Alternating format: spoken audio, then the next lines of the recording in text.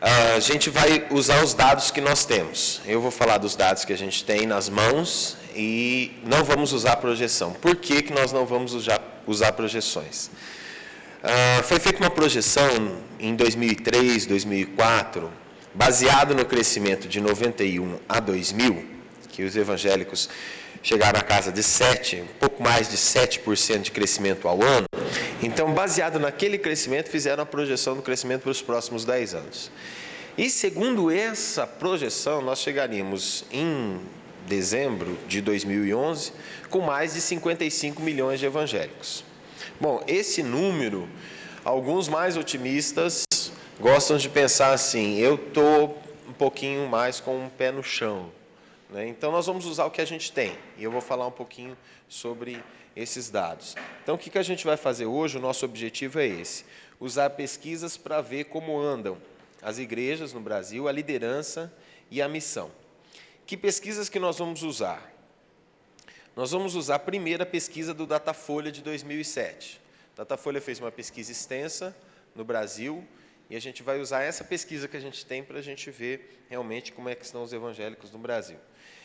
A pesquisa CEPAL com pastores, nós fizemos várias pesquisas, todo ano a gente faz a pesquisa dentro do encontro, mas fizemos outras pesquisas também no período de 2008, 2009, 2010 e 2011 também, só que 2011 a gente não vai passar esses dados ainda, nós estamos em análise de dados ainda. Então, essas outras pesquisas que nós fizemos nesses anos, nós vamos passar para você, vamos mostrar para você o que a gente fez nesses anos, tá? E vamos usar o Atlas of Global Christianity, que é de 2010, que quem lançou foi o Todd Johnson. Estive com o Todd Johnson ano passado, logo depois que ele tinha lançado o livro, e a gente conversou bastante e algumas coisas ficaram bem claras para mim com relação à missão, especialmente a missão no Brasil, que foi um dado que a gente assustou e eu vou mostrar para vocês por quê. Então, a primeira coisa, como é que anda a igreja no Brasil? O Datafolha, então, ele fez uma pesquisa extensa, como eu disse para você, e entrevistou pessoas de 16 anos ou mais nas regiões Sul, Sudeste, Norte, e Nordeste, Norte e Centro-Oeste. Eles dividiram isso, né, os universos, e fizeram 5.700 entrevistas em mais de 236 municípios. E aí eles levaram em conta todas aquelas análises de dados de projeção e tudo mais. Então, a margem de erro decorrente dessa pesquisa é de 2 pontos percentuais para mais ou para menos, e aí nós chegamos a um nível de confiança de 95%. Então, se nós tomássemos 100 pesquisas, 95 estariam dentro da margem, os resultados estariam dentro da margem de erro prevista. Então, vamos lá. O que o Datafolha levou em conta na religiosidade? Eles dividiram em 8 categorias. Os católicos, que aí incluem os romanos e os brasileiros, né? Esses católicos, romanos e brasileiros. Os evangélicos os evangélicos eles dividiram em 2 níveis, pentecostais e não pentecostais, e aí a gente sabe. Pode. Porque existe a Igreja Católica Romana, Igreja Católica Brasileira. É pequenininha, mas existe. Existe. Não, eles não obedecem ao Papa. É uma igreja católica local. E a evangélica eles dividiram em pentecostais e não pentecostais. Pentecostais é o grupo entre os quais estão os neopentecostais, que aí entra a Universal, a Internacional da Graça, Mundial, etc., né? E os não pentecostais são os mais tradicionais, batistas, metodistas, presbiterianos, anglicanos entram aqui nos não pentecostais. Espíritas kardecistas ou espiritualista, umbandistas, candomblé ou outras religiões afro-brasileiras, e outra religião não tem religião. Essas foram as 8 categorias, né? Eu mandei um e-mail para o Datafolha perguntando por que umbanda em candomblé ou outras religiões afros. Eles me responderam porque umbanda é pura, vem da raiz e tal. Explicaram, mas não convenceram, entendeu? Mas tudo bem, foi a categoria que eles dividiram e a gente respeita na categoria deles. O perfil das pessoas que eles pesquisaram. O que é mais interessante para a gente é esse aqui. Os evangélicos pentecostais e os não pentecostais. Então, entre os evangélicos pentecostais, nós temos 7% entre 16 e 17 anos, 20% entre 18 e 24 anos dos pentecostais, 25 a 34 anos, temos 25%. Então, eu estava falando com a Sulamita, nós temos uma grande população jovem dentro das igrejas. Entre os não pentecostais, você vê que o número é até maior. 8% de 16 a 17, 23% de 18 a 24 e 25% de 25 a 34 anos. Então, você somando, né, dos pentecostais, você tem 45 com 7, 52%. Quer dizer, mais da metade da população evangélica pentecostal está na faixa de 16 a 34 anos. Então, é uma população bem jovem. E entre os não pentecostais, esse número é um pouco maior. 25 com 23, 48, com 8. Com mais 8 dá 48, com mais 8? 50 e... 51, 52, 53, 54, 55, 56, 57, 58. 56, né? 56%. Então, você vê que a população evangélica brasileira, ela é, da sua maioria, jovem entre 16 e 34 anos. Isso é um dado muito interessante para a gente. Aqui vão depois os espíritas, aqui são os umbandistas. Não, perdão, pulei aqui. Por sexo. Por sexo, né? Quais são? Masculino e feminino. Você vê que os homens, eles são menos religiosos do que as mulheres. Tanto nos pentecostais como nos não pentecostais. Então, as mulheres estão dando show nos homens nessa área, né? Estão bem à frente da gente, certo? E há um equilíbrio na religião católica há um equilíbrio, mas na religião evangélica, nos evangélicos, há uma maior concentração. Nos espíritas, as mulheres também estão bem alto, né? 60%.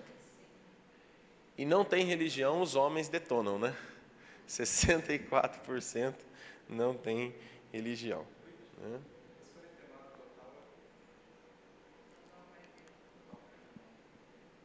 Da pesquisa toda, juntando todas as religiões.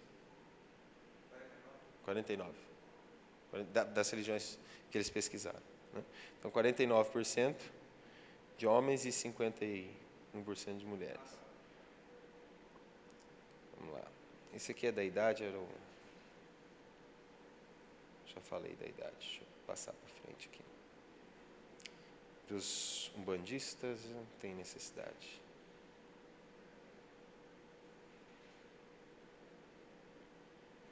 Aqui, escolaridade. Isso aqui é interessante.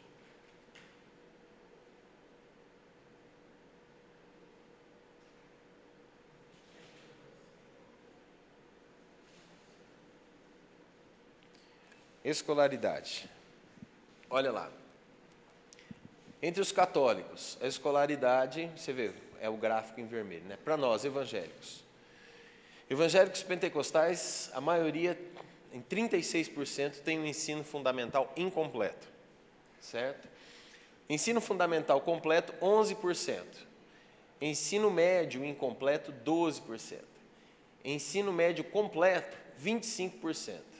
Ensino superior incompleto, 4%. Ensino superior completo, 2%. Pós-graduação, 1% para praticamente todos, né? Então, essa é uma análise de dado bem interessante. Agora, isso daqui assusta, olha.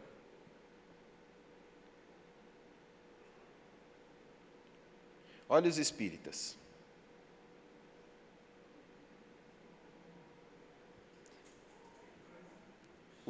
Vamos colocar assim, os mais graduados da nação estariam entre os espíritas. Interessante, esse é um dado muito interessante, né?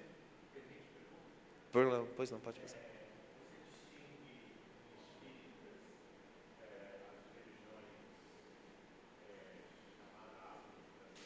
O Datafolha não, o Datafolha distingue. São os espíritas kardecistas, né? Realmente, essa análise de dados tem fundamento, né? Então, você vê que realmente há um nível muito mais alto de escolaridade entre os espíritas. Boa parte deles tem ensino superior completo e incompleto. Aqui são as outras. Aqui entram as religiões afro. Umbanda está em vermelho. Candomblé ou outras. Você vê também que há um nível alto. Por exemplo, ensino superior incompleto, 9% dos umbandistas, eles têm ensino superior incompleto e completo 6%. Como? Não, não tem ninguém. Exato, é zero. A renda familiar. Isso aqui também é interessante. Vou puxar aqui para os evangélicos.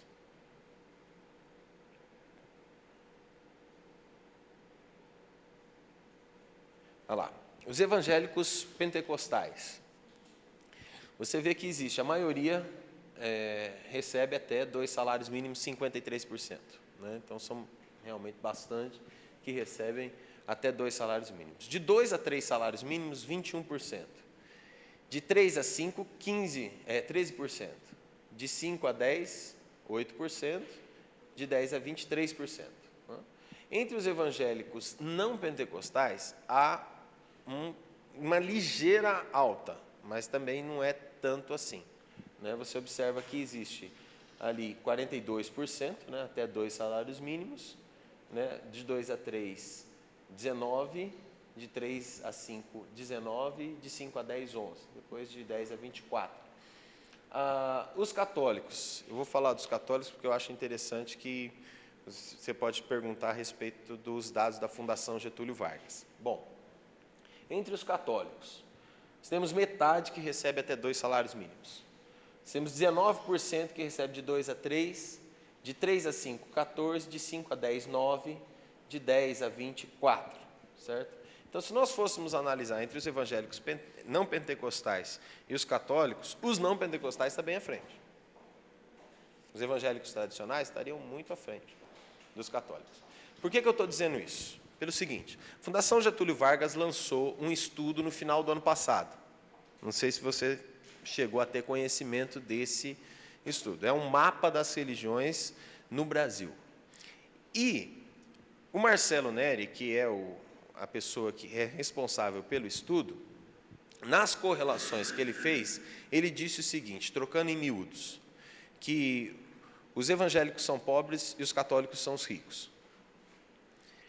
Obviamente que quando você faz uma correlação de dados, existem diversas coisas, o universo é muito grande.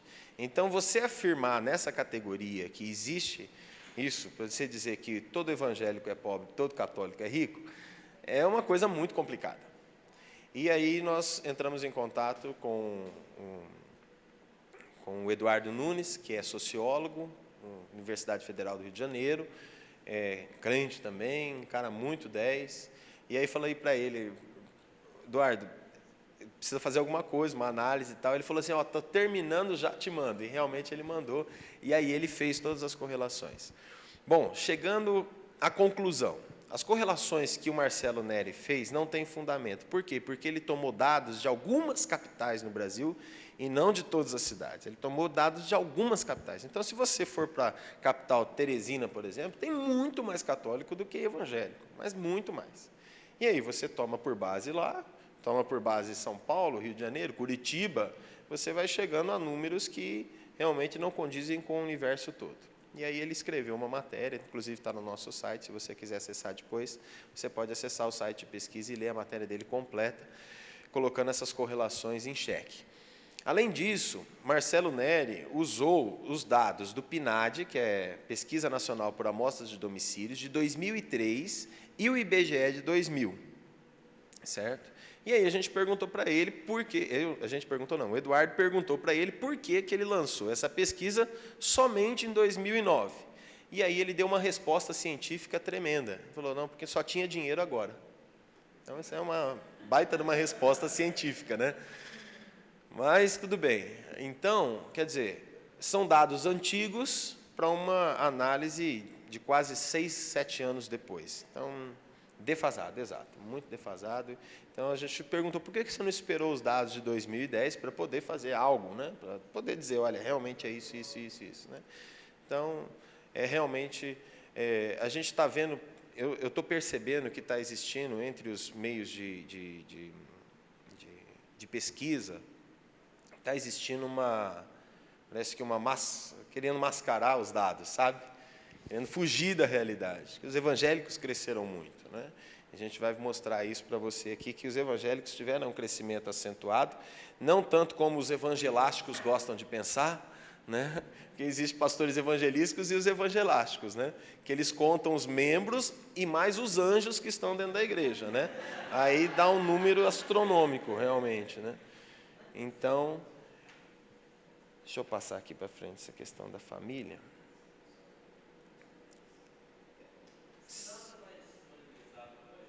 Vai estar no CD. Ou se esses dados aqui eu vou jogar no site de pesquisas, aí pode fazer o download também. Tem muito mais dados do que isso aqui. Eu fui tirando bastante coisa, mas o que eu quero mostrar para você é pesquisas.org.br.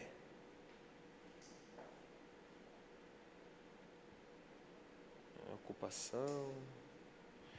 Acho que é melhor eu ir por... Oi? É da CEPAL. Aqui, religião.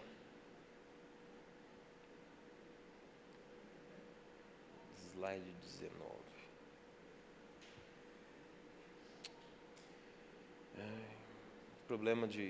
Todo problema de computador é USB, né?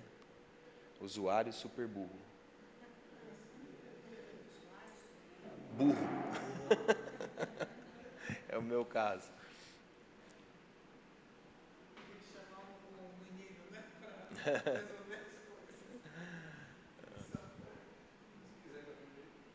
Eu queria ir para o slide lá da frente, eu não estou conseguindo.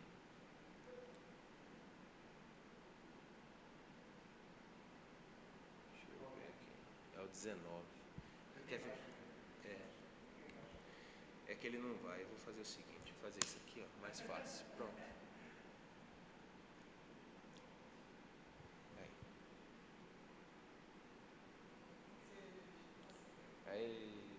Então lá.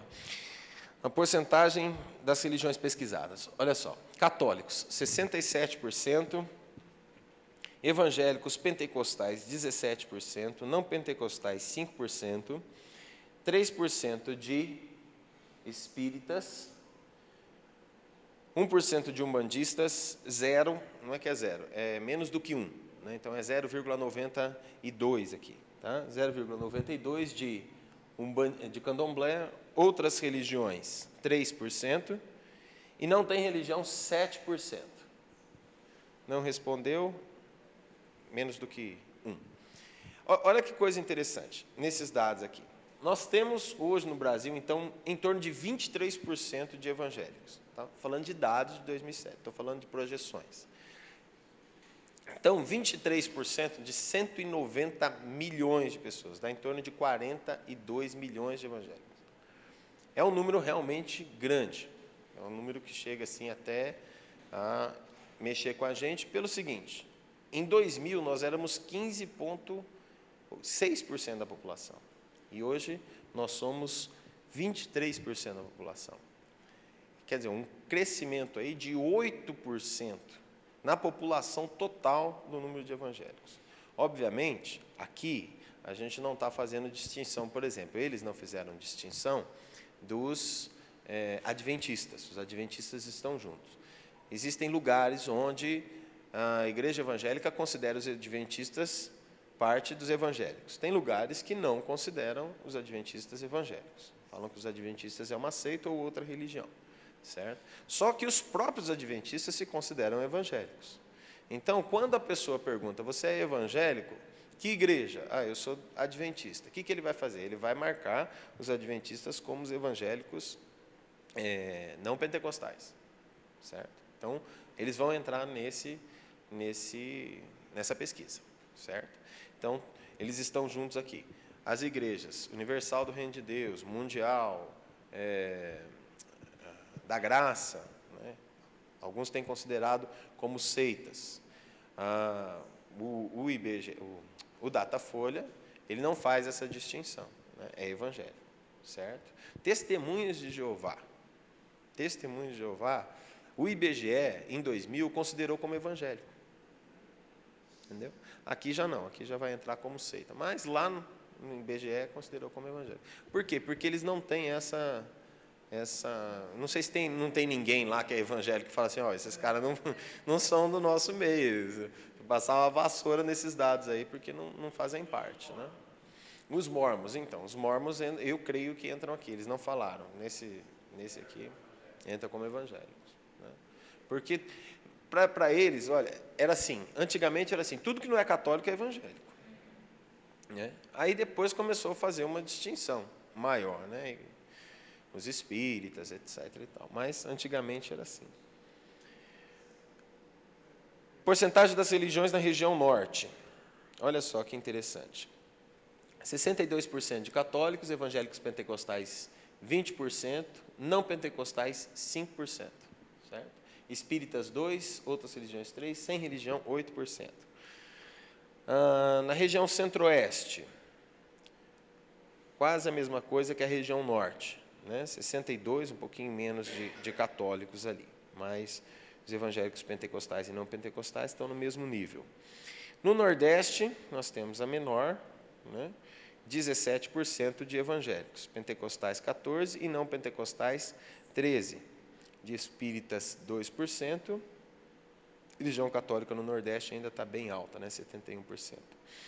No Sul, 70% de católicos, 13% de evangélicos pentecostais, 5% de não pentecostais. Esse dado aqui é interessante. Olha como o espírita está grande no Sul.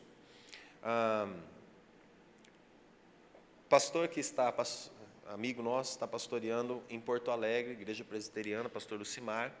Ele fez uma pesquisa, ajudou a gente a fazer uma pesquisa. Ele ajudou a gente a fazer uma pesquisa lá no Sul, na região de Porto Alegre.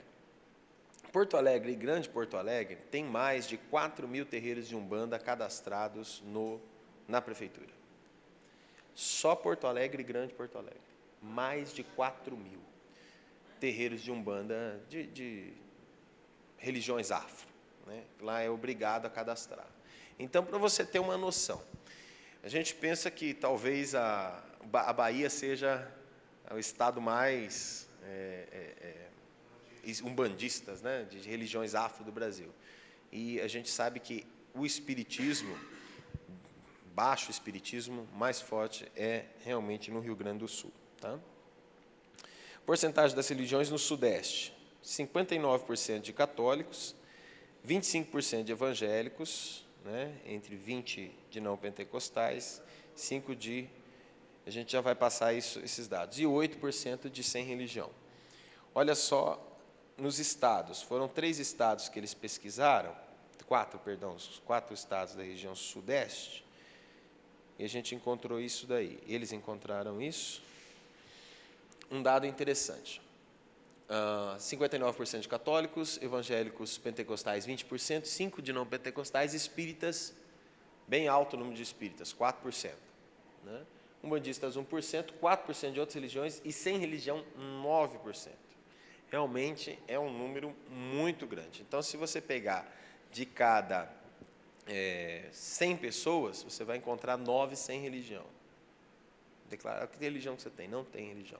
Agora, nós estamos vendo que onde os evangélicos crescem, os sem religião crescem também.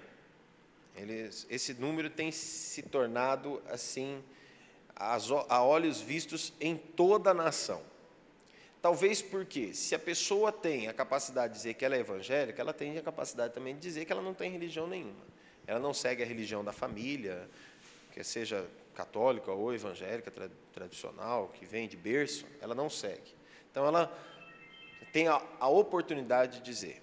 E nós conhecemos pessoas que, a maioria dos católicos, por exemplo, são de católicos nominais, né, que não vão na igreja. Né, eles vão na igreja uma vez na Páscoa, uma vez no Natal, né, vão na igreja raramente. Não é aquela pessoa que vive realmente dentro da igreja.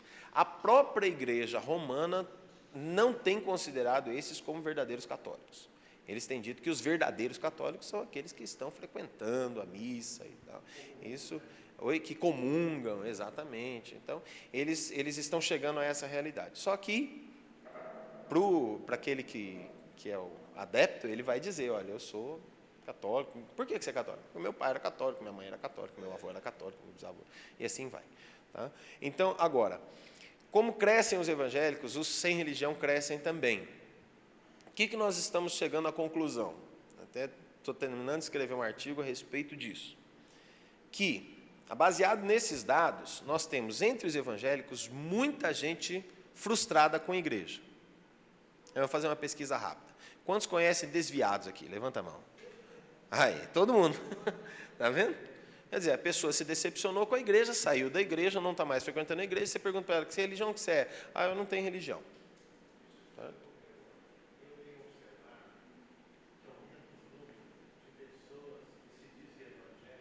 Sim. Exatamente. São os evangélicos pós-denominacionais. Mas ele se considera evangélico. Exato. Exato. Não se tornam membros. Esses são os pós-denominacionais. Eles se consideram evangélicos. Eles falam, não, eu sou evangélico. Então ele entra na categoria de evangélico. Ele é evangélico. Oi? São os desigrejados, exatamente. São os pós-denominacionais, não querem frequentar nenhuma, não querem ter vínculo com a denominação. Esses daqui são os que se frustraram com a igreja. Foram saíram da igreja, decepcionaram com a igreja. Eu estava ouvindo ontem o Wesley, a Marlene e o Ademar. Né? O Wesley contou ontem um testemunho dele, e num das viagens que eles fizeram, eles foram numa cidade onde tinham muitas prostitutas e foram fazer um evangelismo lá, e eles perguntaram, né, para aquelas mulheres, e eles descobriram que boa parte daquelas mulheres elas haviam sido cristãs, haviam sido crentes, eram ex-evangélicos, certo? Então, por que você saiu da igreja? Ah, porque o pastor me viu andando de bicicleta e me excluiu da igreja. Porque o pastor jogando bola me excluiu da igreja. Tá, cortei o cabelo, me excluiu da igreja. Então, a gente vê que realmente esse número de ex-evangélicos tem crescido, e eles entram onde? Entre os sem religião. Por quê? Porque o evangélico, aquele que conheceu a igreja evangélica, ele não vai voltar para o espiritismo. Muito menos para a igreja católica, ele não volta. Então, se pergunta para ele, qual é a sua religião? Eu não tenho religião, certo? Então, isso tem se tornado, ou então como uma entrevista, eu até tentei colocar o vídeo aqui, não consegui, uma entrevista em que uma mulher da Rede Globo foi fazer uma entrevista a respeito do censo que havia sido lançado, inclusive dessa pesquisa também, e perguntou para o rapaz, olha, que igreja que você é? Ele falou assim, eu não tenho... Perguntou, que religião que você é? Ele falou assim, eu não tenho religião. Aí ele responde, emenda a resposta, eu sou de Jesus. Bom. E assim, como esse, tem muitos assim. Eu não tenho religião, eu sou de Jesus. Por quê? Porque nós falamos para os nossos crentes, as pessoas que estão na nossa igreja, religião é coisa do diabo. Né? Porque nós vemos com aquela herança católica, né?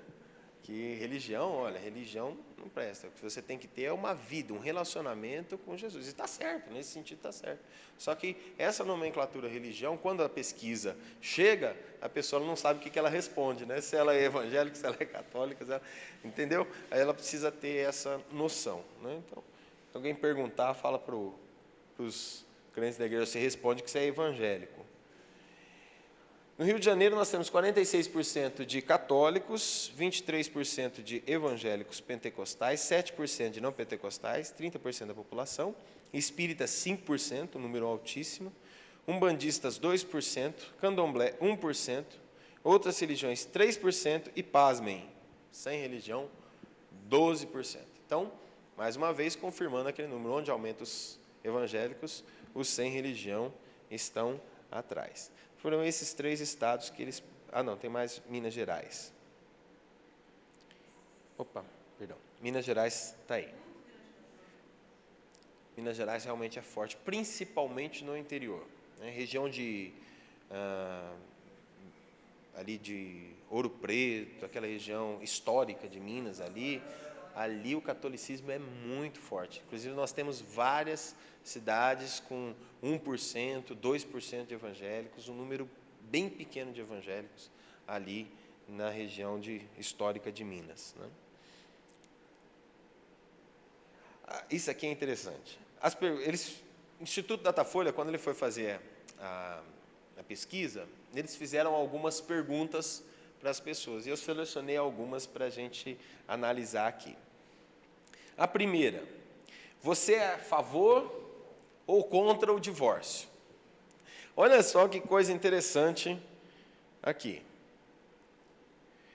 Os evangélicos pentecostais, você encontra 59% a favor, e os não pentecostais também.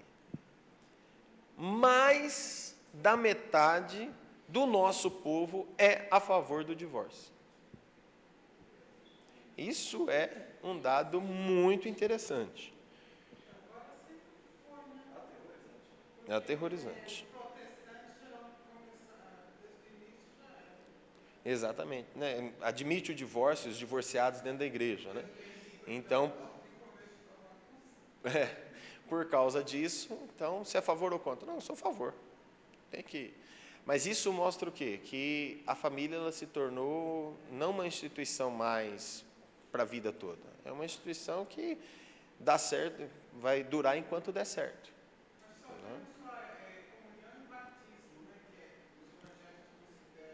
Como sacramento, exato.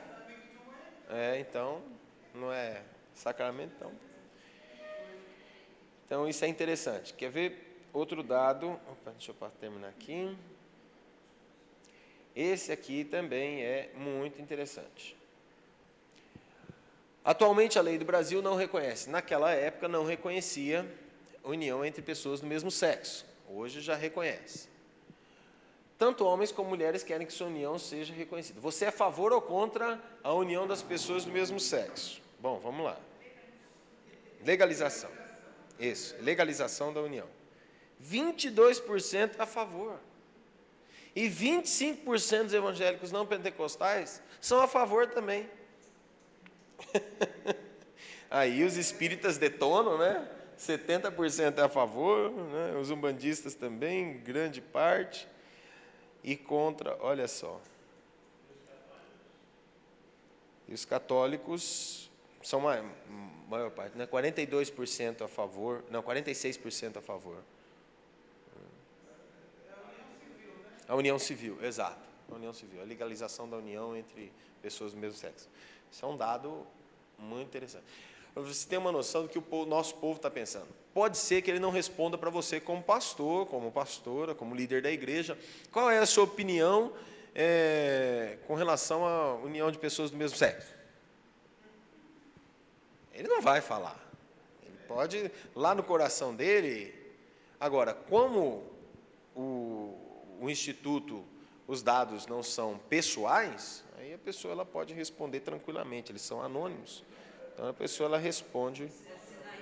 exato. Pois não. Eles pesquisaram 236... Sim.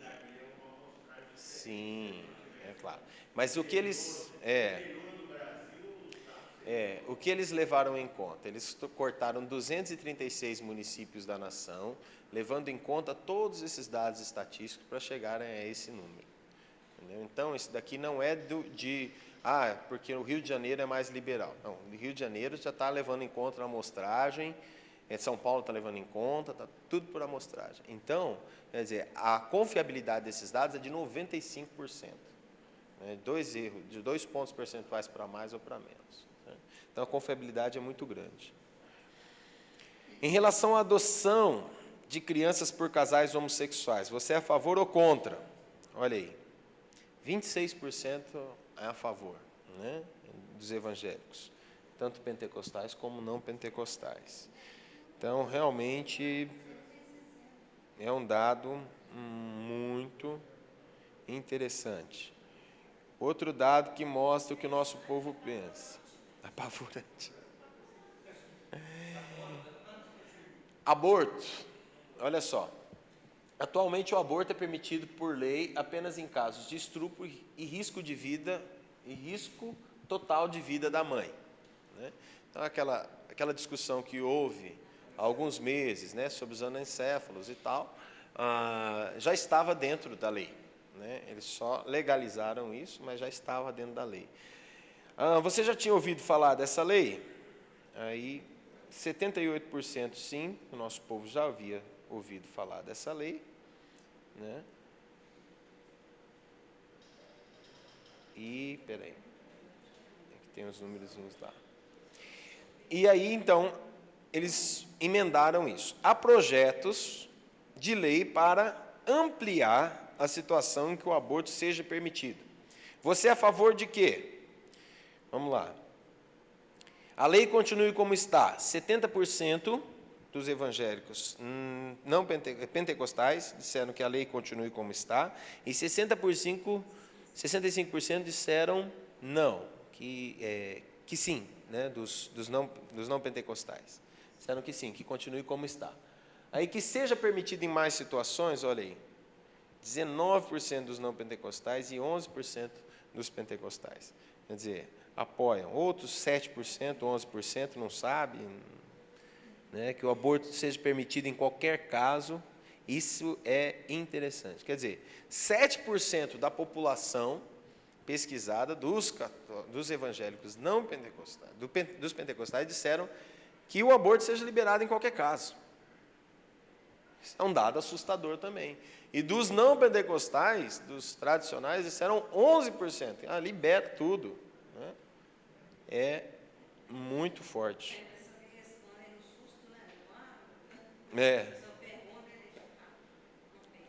Não pensa para responder, exatamente. Outra, a prática da eutanásia.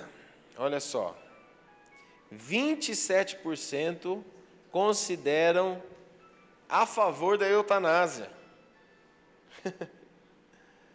Então, realmente, aqui também é outra situação assustadora. Assustadora. Adoção da pena de morte no Brasil. Você é a favor ou contra? Gente, segura na cadeira.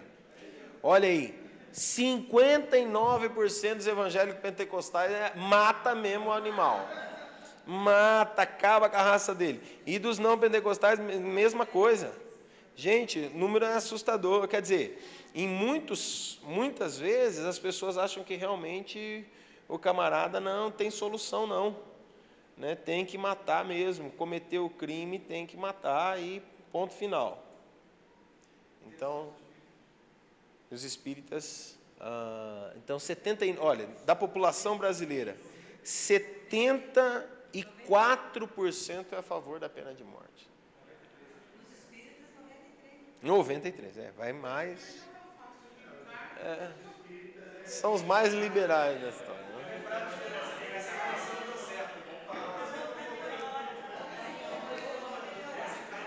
Né? Então, é interessante porque os espíritas, se você levar em conta que eles são os que têm maior instrução e maior qualidade de vida, eles são os mais atacados, né? Vamos colocar assim, entre roubo, furto e assassinato e tudo mais. Né? Então, obviamente, isso vai ser um número maior mesmo. Né? A gente tem que levar em conta isso. Vamos lá. Acerca da religião, você sempre seguiu essa religião? Você vê, entre os evangélicos pentecostais, 44% disseram que sim, sempre seguiram. E 56% disseram que não. Entre os evangélicos não pentecostais, 53% sempre seguiram e 47% disseram que não. Isso é um dado interessante, por quê? Porque vai mostrar para a gente que quase metade do nosso povo, no caso dos não pentecostais, e mais da metade do povo entre os pentecostais, eles são, se a gente colocar entre metade, né? Metade do povo veio de outra religião. Ou veio do espiritismo, veio do bandismo, veio principalmente da religião católica romana, né? E muitos eram fiéis, estavam lá dentro, mas a maioria, boa parte, era católica e não queria saber nada com nada, né? Só ia na igreja de vez em quando. Então, esse é um dado bem interessante. E aí, no caso, você tinha outra religião, olha aí, 82%, 83% disseram que sim, que tinham outra religião, que já teve outra religião, né? E não, são poucos, 16, 17%. Ah, não tinha nenhuma religião.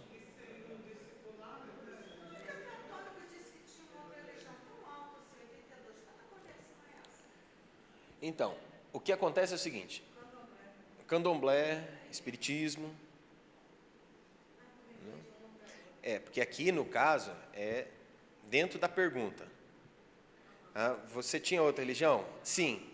Então, entendeu? É dentro da pergunta. Então, daqueles que responderam, 82%. Tá? Mas porque é dentro daqueles... Exato. Olha, em 1980 foi feito o censo. Só para a irmã ter uma noção. Perguntaram para a mãe menininha do Gantuá, que na época era a maior macumbeira do Brasil: qual é a sua religião? E ela disse: sou católica. Entendeu? Então, antigamente, se escondia debaixo do guarda-chuva católico, os espíritas se escondiam e tal. E hoje também, o que acontece é o seguinte: tem muitos católicos que ele vai na missa, frequenta a missa, mas na sexta-feira ele está lá no centro espírita, né? Então, o sincretismo dentro da religião católica é muito forte, né? Então, por isso que esses dados são assustadores assim. Aí, indique qual era a sua religião anterior. Nós temos 74% dos evangélicos pentecostais vieram da onde? Da religião católica, né?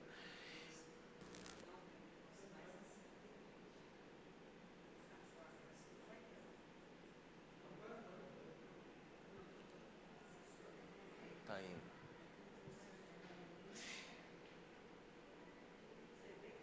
E nos católicos, olha só que coisa interessante. Entre os católicos, 63% daqueles que responderam, tá? Vieram dos evangélicos não pentecostais e 51% vieram dos evangélicos pentecostais. Por que acontece isso?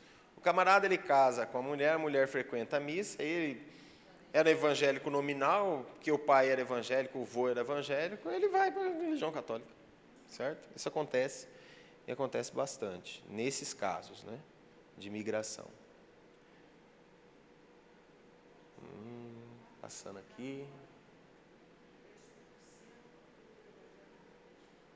Certo. Apesar de você ser ateu, você acredita em algum tipo de força superior? Ou você não acredita em nada? Quando você vai bater o carro, você fala o quê? Ai, meu Deus, né? Então tá aí, ó. Apesar do cara ser totalmente ateu, 46% acredita em um tipo de força superior. Você costuma ir à igreja, serviços religiosos? Olha só que interessante. O nosso povo é mais fiel realmente, isso é um dado que comprova aquilo que a gente já sabia, né, dentro das nossas igrejas, né? Você, com que frequência você costuma? O nosso povo costuma vir pelo menos uma vez por semana, né? Tá aí, mais de uma vez, 25% e 26%, né? São bem... Nosso povo realmente é bem mais assíduo do que os católicos, do que os espíritas e tudo mais. Depois você pode pegar esse dado, né? Você costuma contribuir financeiramente, né? 45% sempre contribui, né? 48%. Os não pentecostais são mais fiéis, né? 48%. Né? De vez em quando, 37%, 32%. Você costuma rezar ou fazer orações? 80% e 74%, né? Respectivamente, evangélicos pentecostais e não pentecostais, eles costumam, diariamente, né? Orar, buscar Deus. Talvez não com uma devocional, algo assim, mas eles costumam orar diariamente.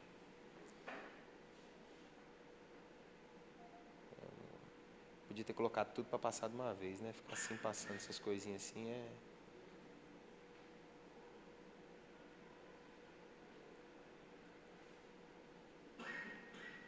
Aqui, só dados a respeito, assim. Segunda coisa, como é que anda a liderança da igreja brasileira? Então, nós vimos os católicos, os evangélicos, os pentecostais, os espíritas e por aí vai.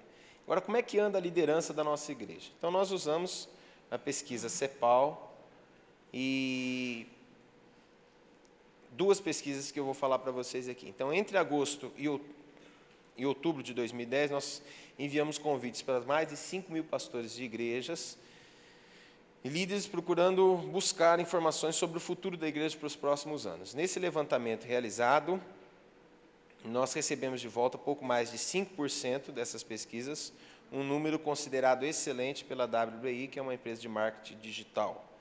Então, a margem de erro máxima decorrente desse processo é de 5 pontos percentuais para mais ou para menos, considerando nível de confiança de 90%. Então, vamos lá. O que eles disseram? Nos próximos 5 anos, o grau de dificuldade que enfrentaremos na condução da igreja local será, isso comparado aos últimos 5 anos. Então, como é que vai ser o grau de condução da igreja local? Vai ser maior de dificuldade, vai ser maior, vai ser menor, vai ser igual. Então, bem maior e maior, olha só a porcentagem. 79% estão achando que a condução da igreja local nos próximos anos vai ser mais complicada. Vai ser mais complicada. Vai ser mais difícil a condução da igreja. Pela concorrência acirrada e por aí vai, né? A gente vai falar um pouquinho sobre isso. Para você, nos próximos 5 anos, a posição da igreja evangélica no Brasil, frente à sociedade como um todo, como é que a igreja vai ser vista frente à sociedade? Olha aí, ou seja, como andará o grau de confiabilidade da sociedade brasileira nos evangélicos como um todo? Olha só que coisa interessante. Muito melhor que a posição atual, só 3%.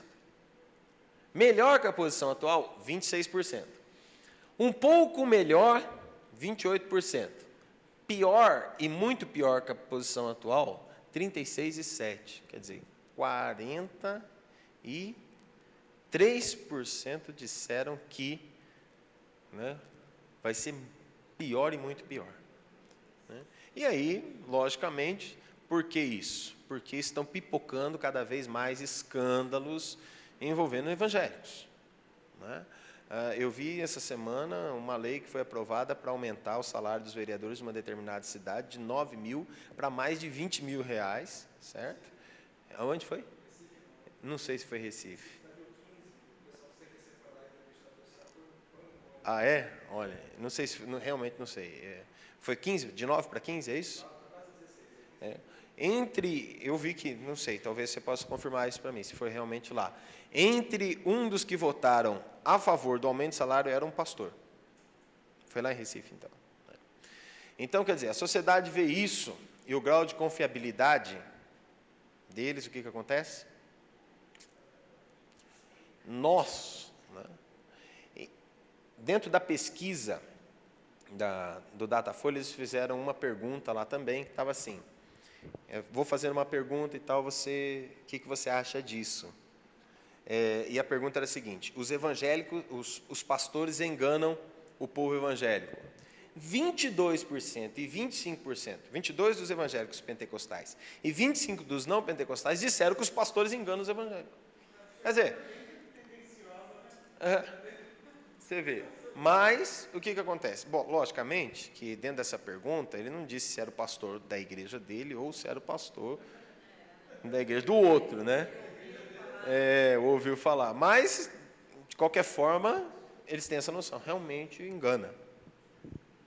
Por quê? Porque esse grau de confiabilidade aqui, olha, cada vez mais complicado. Com relação à liderança, no próximo ano, a sua igreja deve, olha só, aqui, claro, pastores, líderes de ministérios, funcionários e outros remunerados pela igreja. Manter o número atual, 55%, admitir novos líderes, 34%, e 8% demitir líderes. Nós temos quase 10% aí de pessoas dizendo, nós vamos mandar embora, vamos diminuir. Com relação à igreja, nos próximos anos, no próximo ano, vocês devem expandir plantando novas igrejas e congregações, 44%. Manter a atual posição, buscando a manutenção e ampliação de recursos, de pessoas e recursos nos lugares já estabelecidos, 53%. Retrair, fechando igrejas, 1% e o outro 2%. Então, 44% está pensando em crescer. Está querendo expandir, plantar novas igrejas e por aí vai. Eu creio que sim. Eu acho que porque o grau de confiabilidade, como o grau de confiabilidade, quer dizer, a dificuldade para a condução da igreja local vai ser muito maior, o grau de confiabilidade da sociedade diminui, realmente a questão de você avançar, é melhor você manter a posição atual do que você plantar outra igreja. Mas o cara quer avançar, 44% querem avançar, 53%, né? 53% querem continuar estabilizando, estável, né? Com relação à igreja local, ainda no próximo ano, sua igreja deve, olha aí, 32% disseram crescer mais do que 10%. Então, é um número interessante. 37%, nós vamos crescer entre 5% e 10%. E 26% entre 1% e 5%, 3% disseram, não, nós não iremos crescer. Os principais desafios para a sua igreja. Olha que coisa interessante. Avivamento e revitalização da igreja local, 53%. Aí você fala, mas esse número não dá 100. Não dá 100 porque eles tinham que escolher entre 3. Então, entre as 3, quais são os 3 maiores desafios, principais desafios para a sua igreja? Então, 53% disseram avivamento e revitalização. 40% disseram executar as estratégias e alvos, garantindo que as mesmas façam parte do dia a dia da igreja. E 64% disseram desenvolver líderes para executar estratégias e alvos. Isso aqui mexe conosco da CEPAL, porque isso tem muito a ver com o que a gente faz. Quer dizer, desenvolver liderança, trabalhar com liderança, capacitar a liderança, né, para que ela seja realmente saudável e possa exercer uma função saudável na igreja. Quais os pontos críticos para o desenvolvimento da estratégia? A pergunta vai um pouquinho mais além, ela diz para o desenvolvimento da estratégia dentro da igreja e nas suas congregações. E aí, olha que coisa interessante. Falta de comprometimento dos líderes com a visão da igreja. Falta de comprometimento dos membros com a visão da igreja. Então, a maior dificuldade que os pastores encontram, qual que é? Falta de comprometimento dos líderes e dos membros. E depois, falta de treinamentos em áreas fundamentais da igreja. Então, a questão do comprometimento é muito forte e a questão de treinamento também é muito forte. Então, quer dizer, precisa capacitar. O nosso povo precisa de capacitação, né? Normalmente, quem vem para a capacitação é a liderança, muito em boa parte, a liderança que já está estabelecida. Pastores, presbíteros, né? A liderança leiga, ela não vem. A liderança, por exemplo, os líderes de escola bíblica dominical, não vem também, né? Quem vem são pastores e por aí vai. Orçamento apertado não é tanto assim, 40% só que encontraram dificuldade. 21% disseram que a concorrência está acirrada. E realmente é complicado. O cara está em casa, ele liga a televisão, ele vê lá bonitinho, passando, né? Ele ouve o culto e tal, no conforto da sua casa, ele fala assim, eu vou sair hoje, chovendo, né? Chegar lá na igreja, aquele som horrível, né? Aquele, sem ar-condicionado, né? Ou, às vezes está muito frio, olha, né? Aquele negócio é uma geladeira, ou então está muito quente, né? Então, nós temos que parabenizar o nosso povo e dizer, vocês são fiéis mesmo, graças a Deus por isso. Quais são os principais desafios da liderança? Olha só que coisa interessante. Opa, perdão. Formar e desenvolver pessoas e talentos, 66%. Principal desafio da liderança, formar pessoas, desenvolver talentos. Então, às vezes o pastor não tem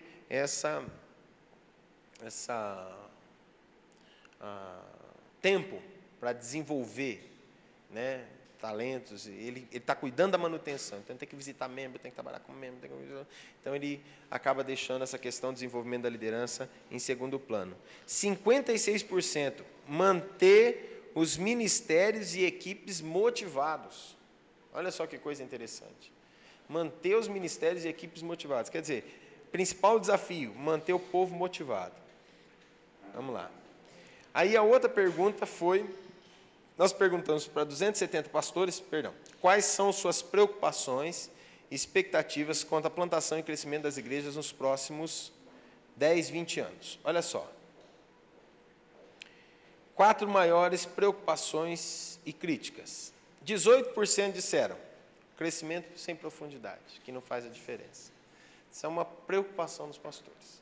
18% afirmaram, olha, o crescimento, ele cresce, mas não tem profundidade, não faz diferença na sociedade. 18% afirmaram banalização do evangelho e do pastorado, heresias, distorção da fé e de doutrinas bíblicas. E realmente a gente está vendo que isso está acontecendo, né? Eu fui financiar um carro há alguns meses atrás, e eu cheguei para o rapaz que faz parte da nossa igreja, inclusive, falei para ele, olha, eu queria financiar o carro e tal. Ele falou, pastor, dá para financiar no nome da sua esposa, da Mércia? Eu falei assim, olha, ela não está mais trabalhando na escola, então ela não tem mais olerite. Eu não sei, eu acho que não, né? Ela não tá, esse ano ela parou, não pegou aula. Ele falou, então teria que ser no seu nome. Eu falei, sim. Ele falou, então, pastor, pode esquecer. Eu falei, mas por quê? Porque não financia no seu nome. Pastor é a profissão que menos consegue crédito no mercado. Banalização do pastorado, né? Sério.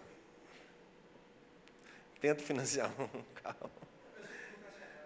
Então, mas pergunte numa financeira, você vai encontrar. É verdade, não? 4 maiores críticas e preocupações. Terceira, 15% resumiram falta de visão do reino e contextualização. Realmente existe essa falta de visão do reino e contextualização. E 15% enfatizaram enriquecimento da igreja, orgulho e visão egoísta.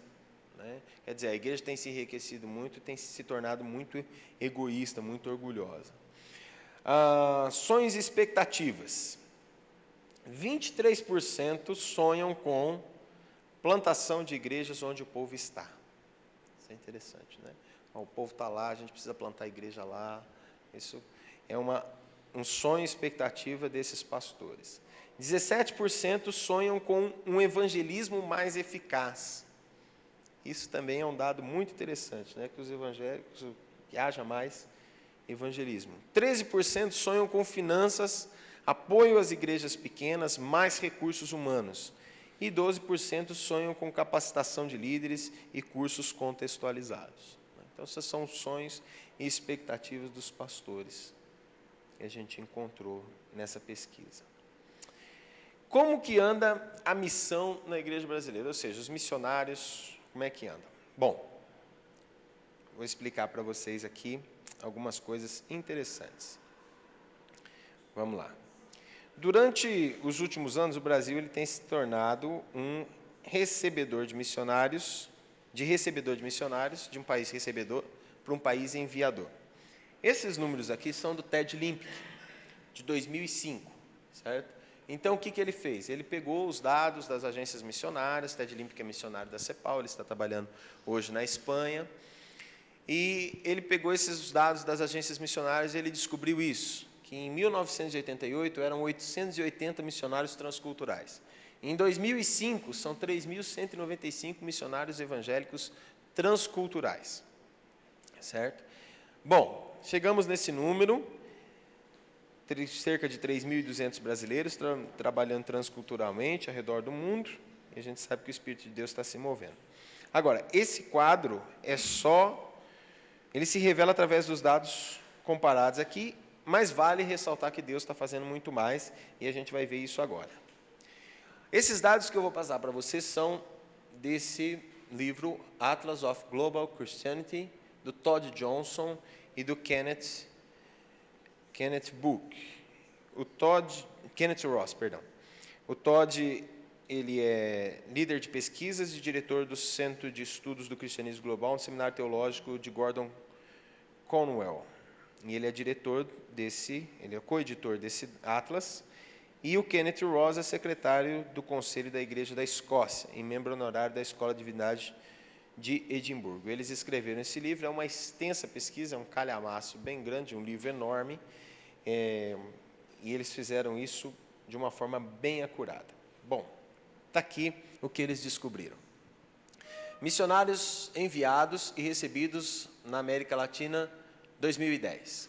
O Brasil está ali em 9º lugar, mas não é em ordem, ele está em 9º, por causa está em ordem alfabética. Aí eu cortei lá e destaquei para você. 198 milhões de pessoas, 180 milhões de cristãos, já vou explicar isso. 296 mil pessoas que trabalham e 34 mil missionários enviados. Certo?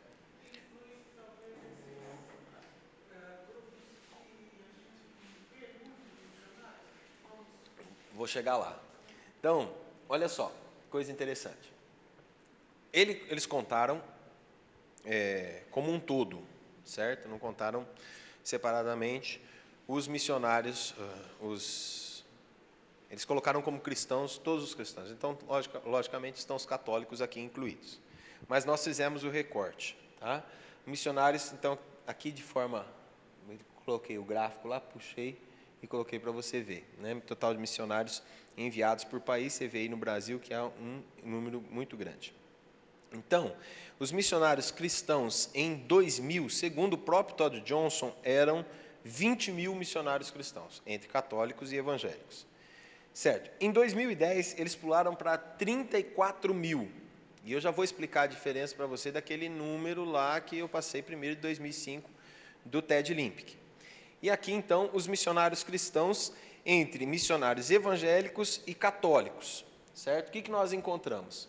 Em torno de 28.133 missionários evangélicos e 5.867 missionários católicos, certo? E aí você fala, mas como é que chegou a esse número? Bom, os missionários católicos fora do Brasil são, hoje, 1.867, de acordo com a CONIMA, que é o Conselho Missionário Nacional.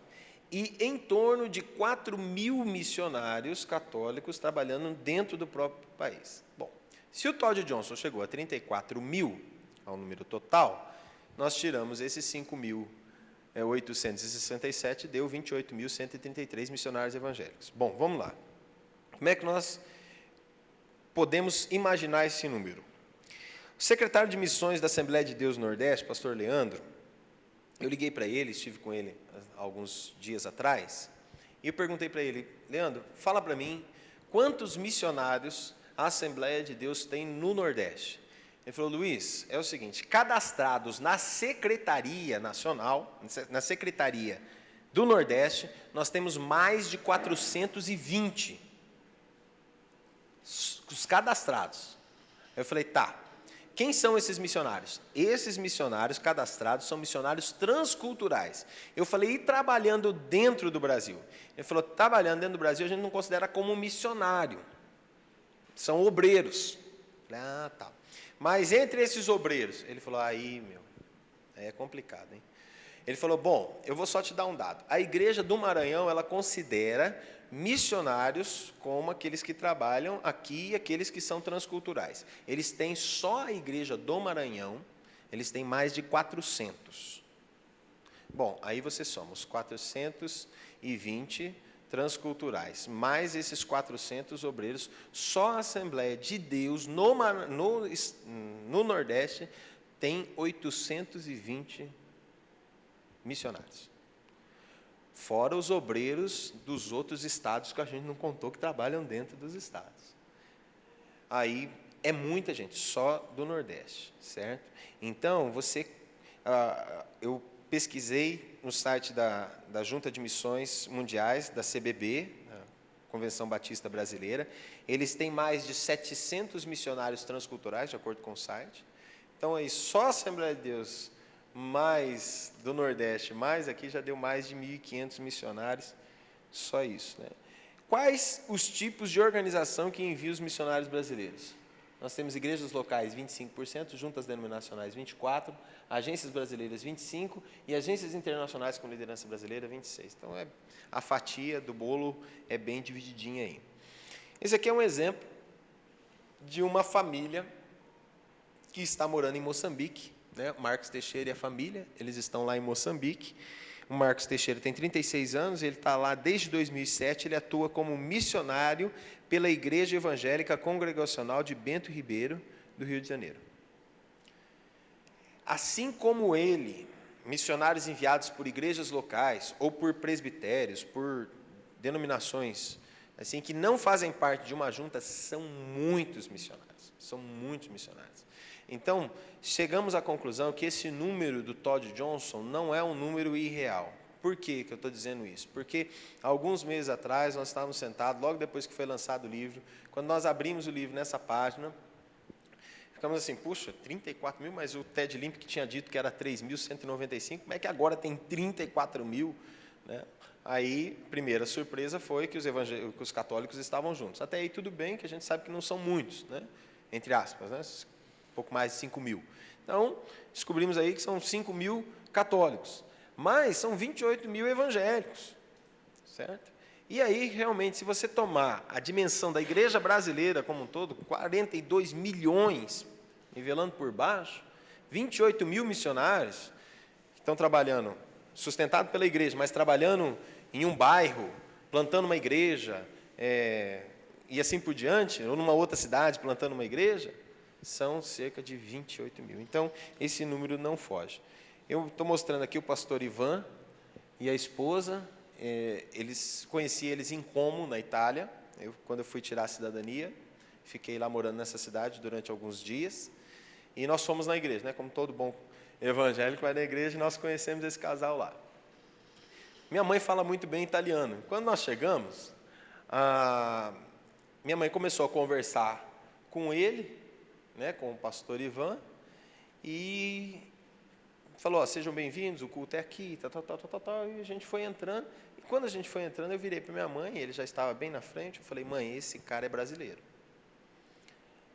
Tá de brincadeira, eu falei, esse sotaque não me engana, e não é que o cara é comunidade evangélica, comunidade internacional aqui da Zona Sul do Rio de Janeiro, e ele está lá na Itália, já há 15 anos, e ele é considerado missionário. Ele e a esposa estão lá, os filhos estão lá junto com eles, né? O filho já casou com uma italiana, está lá morando. Eles são considerados missionários. Agora, quem sabe desse casal de missionários que está lá há 15 anos? É a igreja local, né? Então, a organização missionária muitas vezes não sabe, né? São muitas igrejas, muitos missionários enviados. Então, esse número de 34, vamos puxar para nós, para os evangélicos, 28 mil evangélicos, não está longe da realidade, não é isso mesmo. Nós temos cerca de 28 mil missionários. Contudo, o missionário ainda ele é relegado a segundo plano na igreja. Se tem que construir alguma coisa, a primeira coisa que corta é o salário do missionário, né? E aí muitas vezes ele acaba até padecendo no campo por causa disso. Tem que voltar embora, tem que vir embora, porque a igreja corta o sustento. Então, é um dado interessante para vocês. Bom, nós estamos terminando, nós temos ainda 10 minutos para responder perguntas, se vocês tiverem. Eu estou aqui para poder respondê-las. Vocês entenderam tudo ou não entenderam nada? Entendeu tudo, Sulamita? Tranquilo. Oi? No próprio site do IBGE. É que no site do IBGE, eles vão divulgar os dados, tudo direitinho, mas aí a análise dos dados nós vamos fazer. Então, em junho eles divulgam, em julho nós já estamos colocando isso no site de forma de gráfico para ficar melhor. Sim, sim, nós pegamos os números e fizemos assim, em forma de pizza. Obrigado. Vai estar lá no site, eu vou colocar lá, para fazer o download, tá? Se vocês quiserem me mandar, isso, se quiserem me mandar um e-mail, mandar direto por e-mail também de vocês, não tem problema. Né? Meu e-mail é esse aqui. Meu e-mail é esse. Tá?